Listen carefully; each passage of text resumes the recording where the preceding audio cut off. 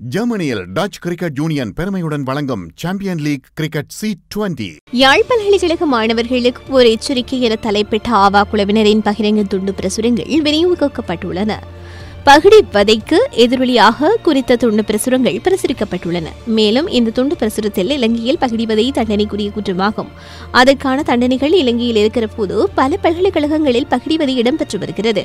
ஈழப்பூமியில் ஈழப் போராட்டங்கள் நடைபெற்ற காலத்தில் இல்லாத பகிடிவதைகள் இப்பொழுது தலை தூக்கியதற்கான காரணம் என்ன? இது தொடர்பில் பல முறைப்பாடுகள் ஆவா குழுவினருக்கு கிடைக்கப்பெற்றுள்ளன. இதுவரை காலமும் உண்மைக்கு புறம்பாக கூறும் ஊடகங்களால் ஆவா குழு சமூக சீர்கேட்டாளர்களாகவே கூறப்பட்டு வருகிறது. எமது ஆவா அமைப்பானது பெண்கள் எதிரான வன்முறைகளையும் சமூக சீர்கேடுகளையும் அளிக்கும் அமைப்பாகவே நாம் இதை கட்டமைத்துள்ளோம். எமது அமைப்பின் 40% பல்கலைக்கழக மாணவர்களே.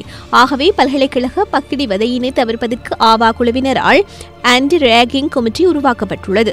மறைமுகமாகவோ நேரடியாகவோ பல தீர்வுகளை பெற்றுக் கொடுத்திருப்பது நீங்கள் அறிந்ததே. அது மட்டுமின்றி பல்கலைக்கழக மாணவர்களான சுலக்ஷன் மற்றும் கஜன் துப்பாக்கி சூட்டுக்கு இலக்காகிய போது நாம் மேற்கொண்ட நடவடிக்கையையும் நீங்கள் அறிந்ததே.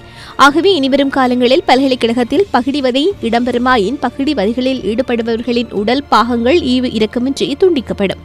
பல்கலைக்கழகத்தில் இடம்பெறும் பகிடிவதையினை எமக்கு அறிய தரலாம். அது பல விசாரணைகளின் பின்பு உண்மைத்தன்மை அறியப்பட்டு அதற்கான தண்டனைகள் வழங்கப்படும் என குறிப்பிடப்பட்டுள்ளது. அனைத்து செய்திகளையும் பார்க்க IBC தமிழ் நியூஸ் சேனலை சப்ஸ்கிரைப் பண்ணுங்க. உடனுக்குடன் செய்திகளை தெரிந்து கொள்ள வேண்டுமா? அப்போ கீழே இருக்கிற பெல் பட்டனை மறக்காம கிளிக் பண்ணுங்க.